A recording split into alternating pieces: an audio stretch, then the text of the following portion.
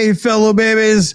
Welcome to the show that Kamala Harris once referred to as the world's last great and only hope to ensure that making fun of others is still fun entertainment. It's the 42 Show. And it's mandatory too. And in a mushroom cloud of news tonight, we got stories we're not going to cover tonight, like the Gatwick train that was cancelled after squirrels bored and refused to leave. Little bastards. A camper wakes up in horror in sight of hundreds of ants dismantling his tent from above him.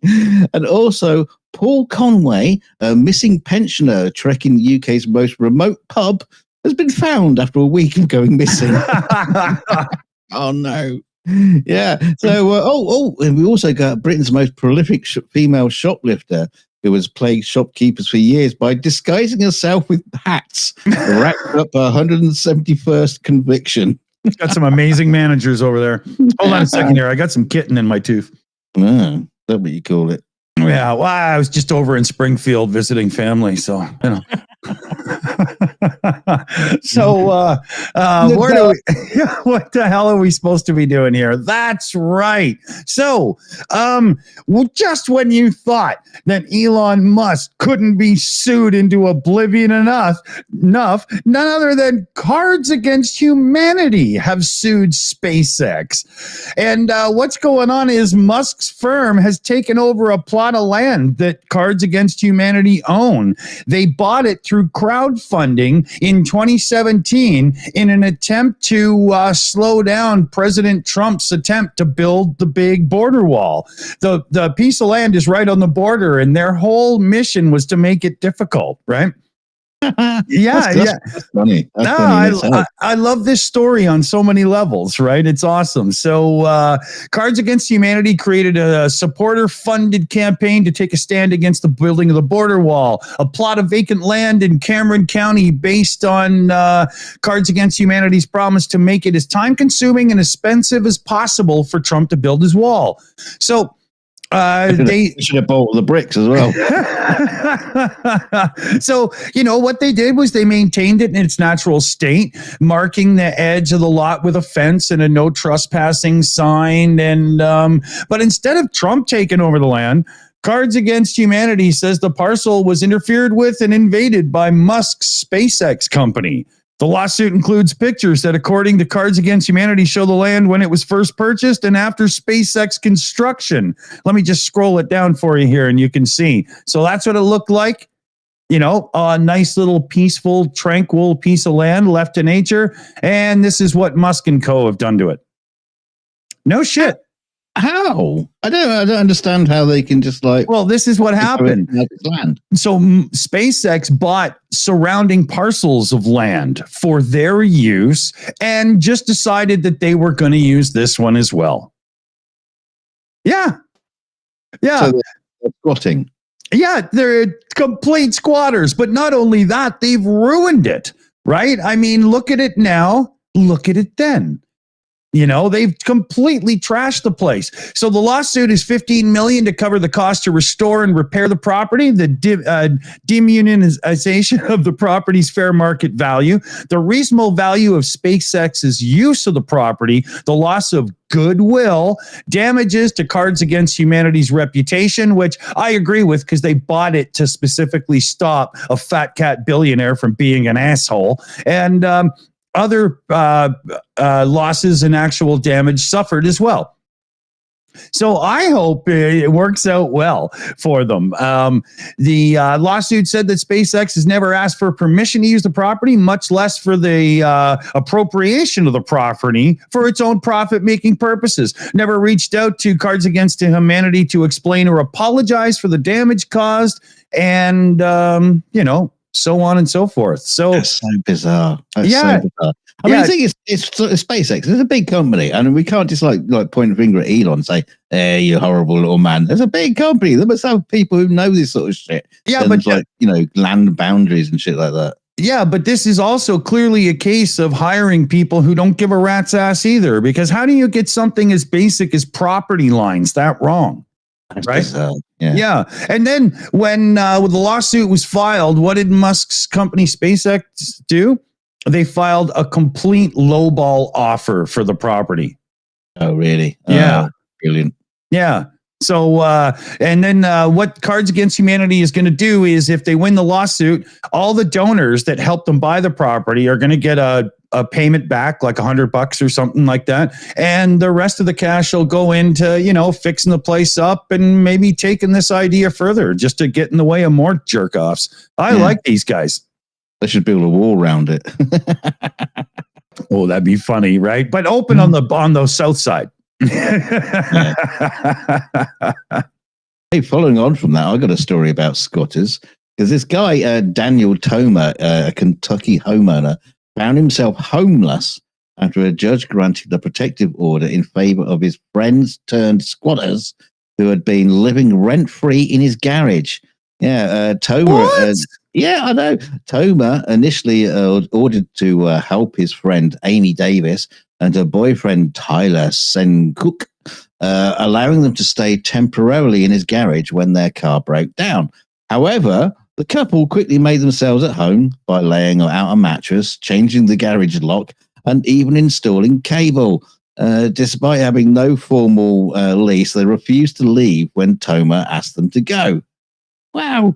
Yeah. Good situation. Yeah, great friends. The situation escalated when Toma issued a 30-day eviction notice around Labor Day, but the couple retaliated after an altercation between Sencook and one of Toma's roommates.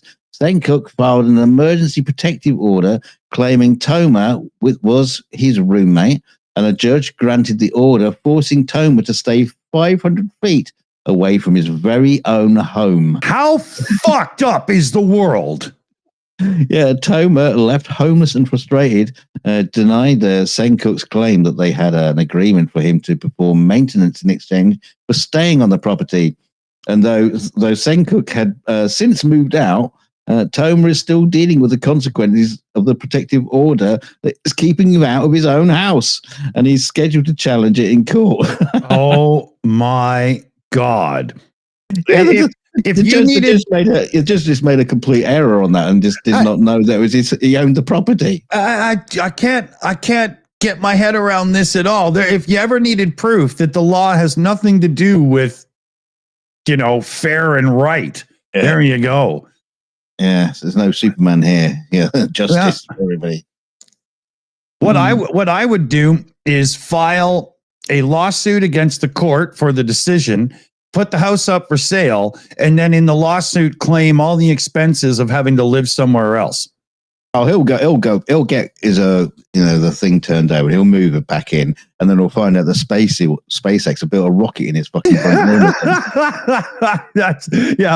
room. Finally gets possession of his home, and he finds Elon with some cuddle bunny in his bedroom. Right? Yeah, new headquarters for Twitter. Hey, let's do a couple of shout outs here. So, UTV and Ham there in oh shit, I muted myself. What? I don't know. How long have I had this unit? I can't hit the buttons correctly. UTV and Ham in the chat there. Direct $40 donation, no less. Support of the channel or highest priority. We'll throw that into Annette's moving fund, because that's coming up quicker and quicker. We'll be having another telethon donation drive thing coming up soon. We just got to figure it out and plan it. And then we had another one in from, I'm slapping that new mouse around. Jonesy in the chat, $15 direct donation as well. Thank you, Jonesy, for the Boom Boom Fund. And then Demonicus, welcome, Shill Apprentice. So, hey, thanks, everybody. That's an awesome little run of shouts. Where are we going here? Is it my turn? It's your turn. Okay. So let's go to a mystery that has come about because of rallies for Trump. But he just had a rally in Tucson, Arizona. That's how you say that, right? Last week, and has now been shrouded in mystery after several attendees claim to suffer from bizarre eye-burning symptoms in the aftermath of the event. I've got a couple of theories here. 6 rally goers Me too. Those 6 rally goers who were all sat in the section directly behind Trump during the Thursday rally told News 4 that they had to seek medical attention after experiencing eye irritation. Well, I've got this figured out already, people. Trump had Taco Bell before the rally. So everybody behind is just getting stung by nasty ass gas. They probably had Trump did a Trump. Yeah, they had to gain down the mics to not pick it up on stage, right? Oh, he's at it again. Okay, here, you know how to fix that, right? Yeah. I mean, you probably do get a burning sensation in your eyes just by looking at him for, a short amount of time. That'll probably do it. Yeah. But it's funny because where is it here? One woman, pro-life activist Myra Rodriguez. Let's just point out. Just try to say that again. Who? Rodriguez. Sorry. Rodriguez? Yeah, but I don't give a shit to get her name right. She worked at Planned Parenthood for 17 years and then was fired and afterwards became a whistleblower. And now she's a pro-life activist from hell. No grudge there. I'm sure I could believe everything that comes out of her fucking yapper, Yeah. But other members of her family and stuff, and a few other people were complaining about this as well. They all went to the doctors. They're the symptoms. The medical staff all stated, there must have been something sprayed or whatnot towards you. It could have been maybe Trump's about to release a new cologne and they almost died because of it. But it seems like it was a real thing. Some realtor, a woman who wanted to keep anonymous, said she had to cancel her shows over the weekend because her vision was so poor. She had to, rest and do eye drops and go to the doctor. And one chick literally could barely see for like a couple of days before her eyesight started coming back. So it sounds like it's something actual. And because they were...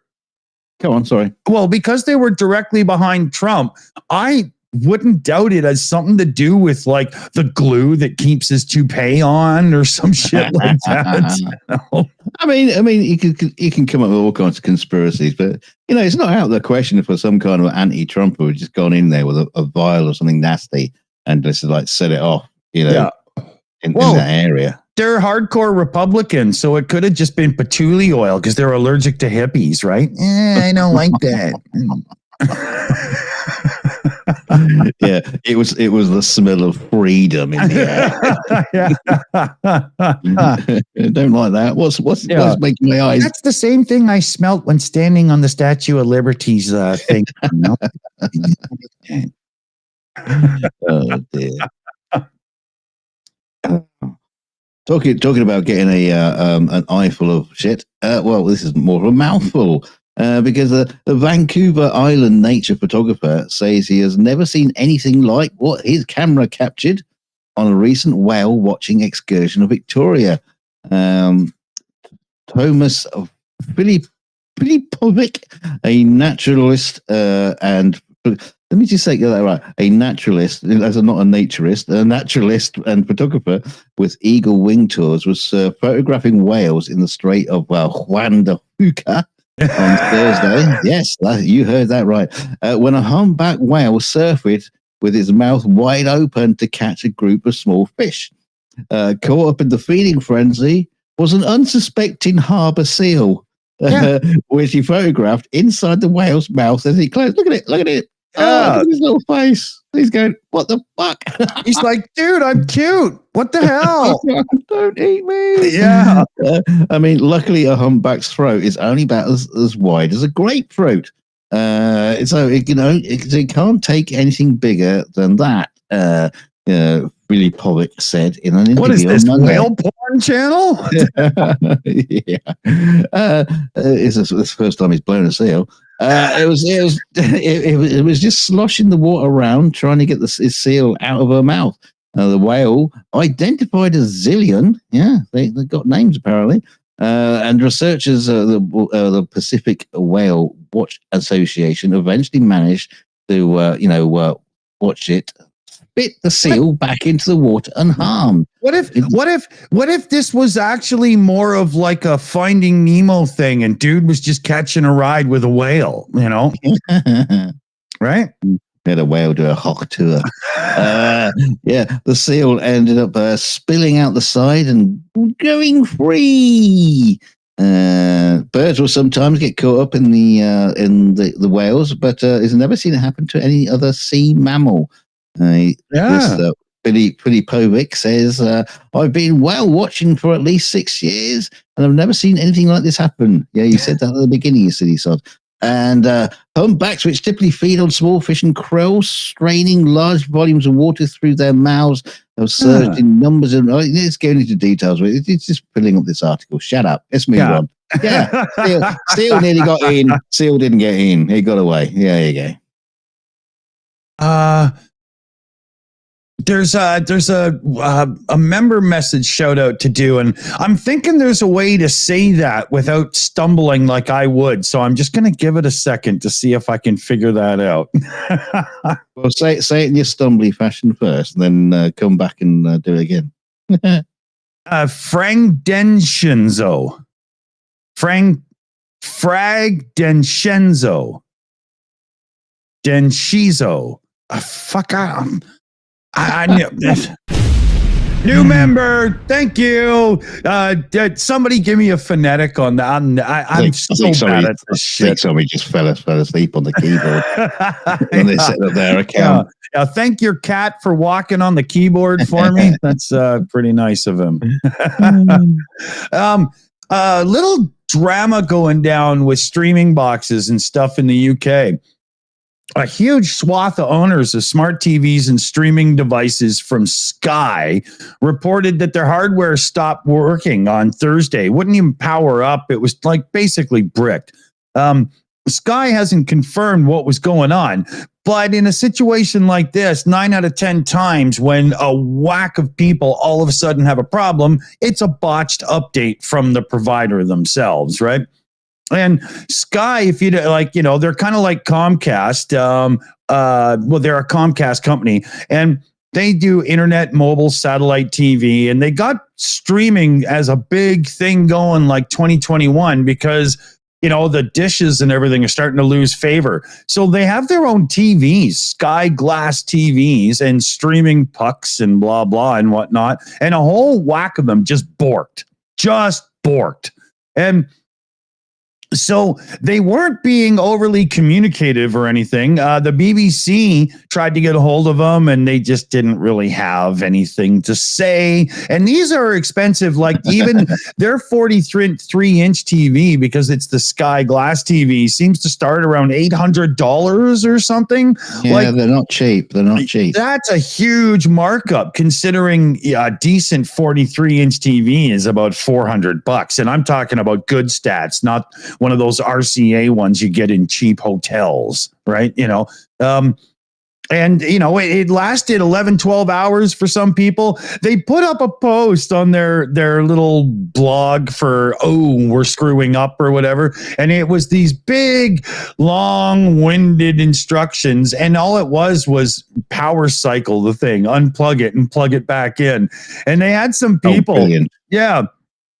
Yeah, we pay a lot of money each month for the services. And yeah, sure, things happen. But 11 hours so far, and the only advice I've had is unplug it and plug it back in. There's a bit. Do you think people hadn't even tried? That's the first thing people would try. Come on. No doubt, right? Come on. You're just talking to people like they're complete morons now. And there's been no talk of any sort of rebate on services. I mean, sure, it was 11 hours. It's not like it's the longest disruption in the history of the world. But in our overly connected world, 11 hours, man, like that can leave somebody shaking in the corner like some kind of dime store junkie, And Yeah, Sky's not admitting anything. They're not talking about anything. And they've had a couple instances recently as well where things weren't 100% for them. And there's some in the industry now, like the more tech-minded people, not just morons with a pen and paper. And they're starting Who you call it a moron?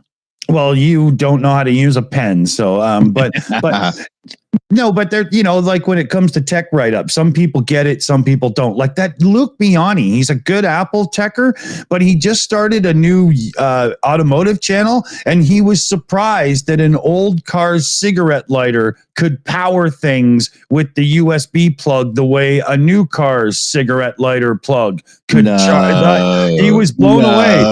Yeah, he was like, I'm not sure this is going to work. It's an older car. I'm like, it's 12-volt electric system, you fucking moron. But some of the industry insiders, right? I mean, he's starting a car channel, and that's where he starts with. I just put don't recommend channel. What? They got wheels? Yeah, exactly, right?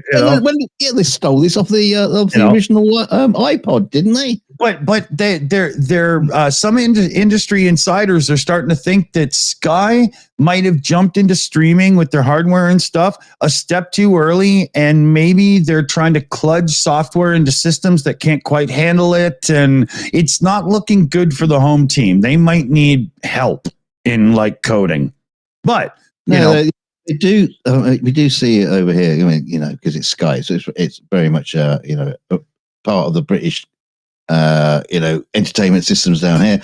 They do advertise the Sky Glass. I've seen it. But God, I've never really caught onto it. But they do seem to want to pack a lot into it. Basically, what's TV with a box inside it. And they must have 1,000 devices, because I watch Formula One every race and every goddamn coverage, FP1, FP2, quali, the race, whatever. I got to hear David Croft go through and if you're a Sky Glass, Sky Q, Sky fucking shit, Sky my bunghole, Sky my nostrils, Sky my eardrums customer, push your magic button and somebody will come out with a tissue and give you a blowjob. It's unbelievable. They just, takes forever.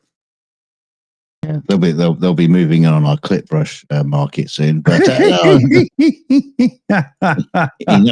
enough about that. Yeah. But talk about shitty things. Hey Dick, would you like to win a shitty car? No. Oh. Well, somebody did, because an Oklahoma State Fair's Stinking Sentra giveaway lived up to its name. They called it the Stinking Sentra giveaway. Yes, they are stinky, shitty cars.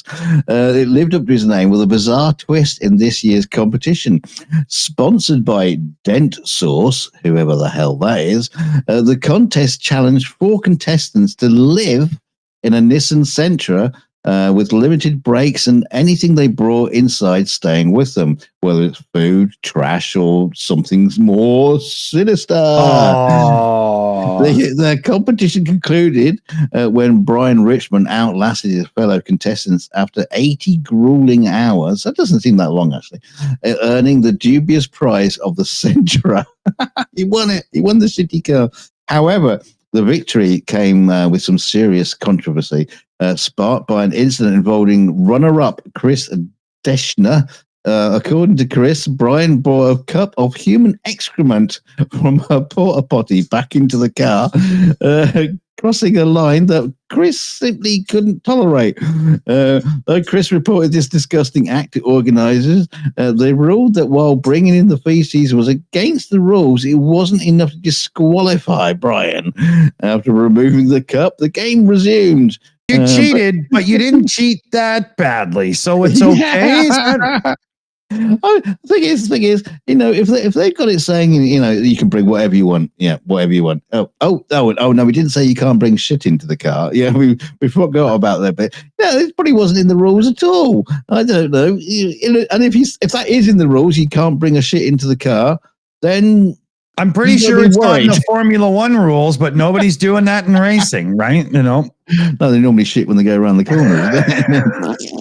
They do a lot of peeing in the car, but that's endurance, Well, anyway, so He won the car anyway, and retained his dignity by walking away from the foul. So he should have walked away. I'm sorry, but I have to bring this picture up again. Dignity does not factor into either one of these men's lives. Yeah, dignity while driving a Nissan Sentra. That still has the smell of somebody's shit from the thing. It's yeah. Oh well, his wife must be proud. She ran off with Chris. Yeah. So I've always very much said you've got to make sure you put the U in YouTube. You know, these channels that very much do their content as if it's reality TV, like automotive guys that are like, I don't know, we only have 3 weeks to get this built. Shut up. You know, I don't care about that crap, right? Hate that. But YouTube is throwing more tools at creators to make sure you don't have to run YouTube as you put the U in YouTube. So this is the new interface that's coming along in YouTube Studio, and in artificial intelligence is what it's all about. So so it's called the inspiration tab, and it's yeah. So the tab's job essentially is to tell you what to make. The AI-powered tool will suggest a concept for a video, provide a title and a thumbnail, and even write an outline in the first few lines of the video for you. YouTube frames it as a helpful brainstorming tool, but also acknowledges that you can use it to build out your entire project.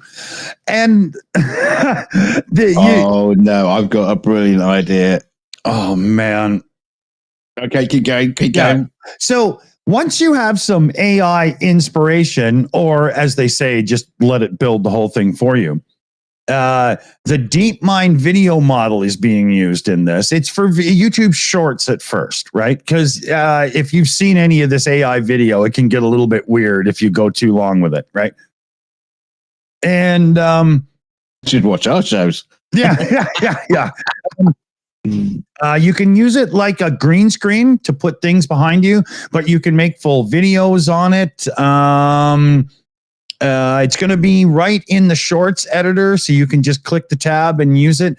And YouTube's Sarah Alley, director of product management at YouTube, emphasizes that it's still dependent on the creator's vision to pull it all together. I'm sorry, but just up here in the thing, it says, you know, you can use it for its outline, blah, blah, or you can just use it to build the entire project.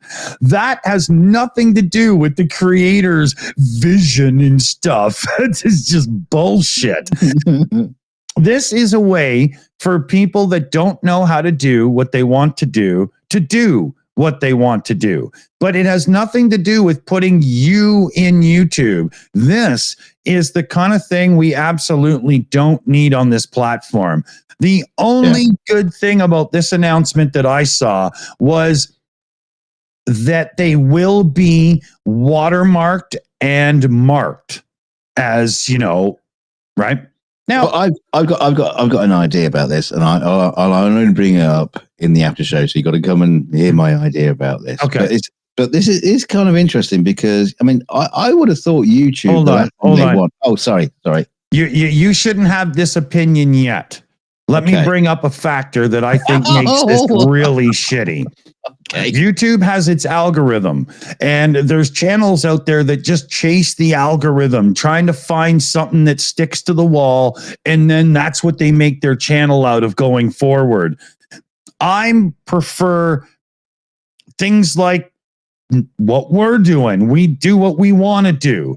This is going to proliferate into madness in the recommended feed, because this is YouTube trying to get one up on TikTok and everything. It's all focused on shorts and stuff. The people using this tool are going to get right into the recommended algorithm if they got anything even half decent. It's going to really ruin things, I think. Yeah, well, the interesting thing is, you know, there's already a shit ton of AI generated video content on YouTube. What's that channel? In Time? But anyway. Never seen it. But no, the problem is, there's already all this weird, shitty content on YouTube, and you would have thought the last thing YouTube would actually want to do would be just like to exacerbate the system, the situation, and just fill the channel up with even more just shite.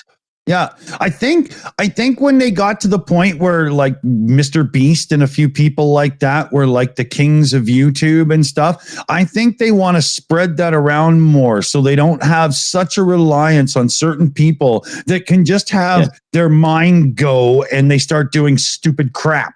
Right. Yeah, especially considering Mr. Beast is being torn shred limb from limb at the minute. Exactly. Yeah, I didn't just pick him out of a hat. Yeah. It's like the guy who, like a few weeks ago, you go, who? Oh, he's got like 40 billion subscribers. Yeah, never heard of him. Never seen him. Oh, he's being pulled apart by people on YouTube. Oh, now I know who you're talking about. Yeah, exactly. Yeah. Because I think we're the only person who hasn't done a video about him. I think him and Tim Pool have got the same lawyer at this point. What do we got here? 6.5. All right. Where am I going? Yeah. Oh, now this is a strange and controversial story because this is about a British school child who is identifying as a wolf. Oh, reportedly suffering from species dysphoria has sparked widespread debate. Now, we've all heard this, in like a political conversations of the past, putting kitty litter trays in the school bathrooms for kids and things. But this seems to be a story that actually has some kind of bedrock of truth. And I have tried really, really hard to look into it and, to fact check it to see what's going on. So I couldn't find any information to say this is not true, so we're just going to go ahead with it anyway. I just want to point out that I'm not 100% things of this extreme should be so, it's fine because I'm scared of the mental health issues and bills society will be paying to help these people when they're 30 years old. Hey, you shove your opinion in at the end, mate. All right. let's get through. Okay. I'll try to give a brief because it's a big fucking article. There's no point. Okay. Pull it from your balloon knot and let's go over it. Yeah. Well, we'll come back to the opinion later. Because obviously, the term species dysphoria refers to people who feel that their body belongs in a different species. Doctors argue that species dysphoria is not a recognized condition in scientific or medical fields. Nonetheless, people are kind of like, supporting it. And in this case, the teachers at the school are supporting the student with this thing. Now, I'm not too sure, we are talking about people who are basically furries. I'm not exactly sure if this kid turns up at school in a wolf outfit, but the condom. But apparently there are people who identify as various creatures, including foxes, sharks, and even dinosaurs. The school in question is located in Scotland, so don't hold that against it. And is following national guidance designed to support all children facing challenges with a focus on student well-being. What, you mean he actually wrote this into a document somewhere? Well, those are good words in and of themselves, but Yeah, I mean, I'll get again. I'm trying to hold back opinion at this point. Let's see. People are raised concerned about how teachers are already under pressure and how navigating these complex situations. But there's been similar incidents in other schools. You can't have a dude sitting in the back corner of the class, scratching his ear with his right foot, doing the whole thing. Oh, well, Ben Smeggy. He used licking his nuts, Ben Smeggy could do that. His own cock. Yeah, it was brilliant. Stuff he used to do in the school playground. But that's besides the point. So we can get onto the opinion side of this, Dick, because I don't think there's more in this story, but I really don't think there's any point because it's just like, wow. If history proves that these things are real and these people are suffering because the identity, and I understand if there's a true thing to it, but with younger folks in schools and stuff, I would like more context. Like, is this somebody that's marginalized on the outside of school society and stuff? Is this striking out, there's factors here that have to be considered and looked at. And this takes people that have the training to see through the behaviors, to see the reality of the situation, not just somebody who decided to be a public school teacher and all of a sudden they've got to figure this stuff out. There's got to be, And the other side of this, whether we actually talk about the medical issues or the mental issues, all those kind of things, it also ends up becoming part of that like newsworthy article of wokeness gone mad. And we wouldn't have had this back in my day. He'd have been just given the cane, and Yeah. It's a very, very bizarre story for people to run with, unless they've got some kind of agenda. Someone's trying to say something about. I couldn't find it. I couldn't find the agenda there. It's because that's what made this story more interesting than others, because it's not like, oh, they're eating the dogs, they're eating the cats. Right, right. This is a real story with a real human at the side of it. Well, to me, when I briefly skimmed through it because I saw it, right, I took it as somebody who very much has a bit of a thing for identity and identifying and things like that in life, and just wanted to bring out a story that's on the edge, but to them just as valid, right? In my day at school, I identified as a mod or a rocker or a goth or something like that. That was how we identified. I go, oh no, I'm a wolf.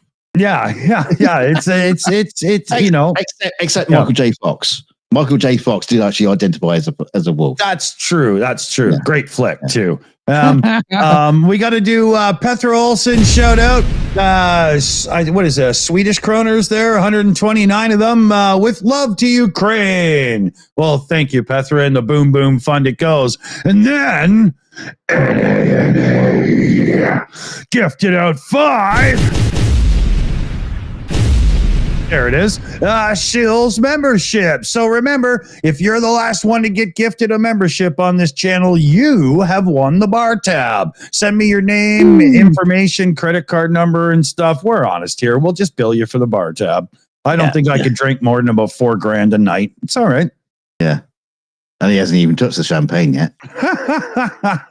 Hey, speaking of touched inappropriately, we've got an after show. So don't touch that dial. And at the end of the credits, there's a redirect that will take you to the after show, because I think we did it. Well, I hope I did it right, because we have some fumblings in the dark.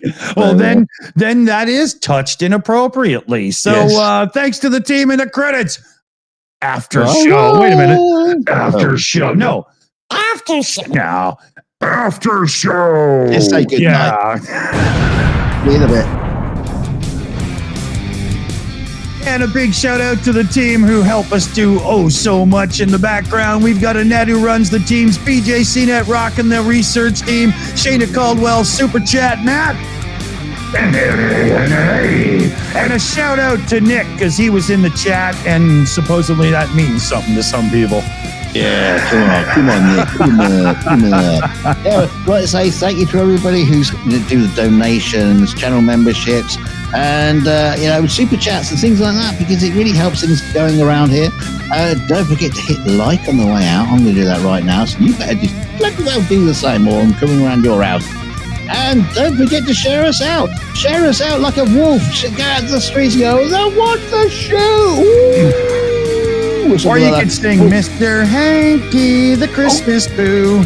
Go get swallowed by a whale, or blow a seal. Whatever you want to do. Or you could just go on social media or stuff like that and just say how brilliant the Shills are, and just come and watch us. But until then, we've got the after show coming up, so we'll see you over there in a minute. And until then, Keep your dick in advice. How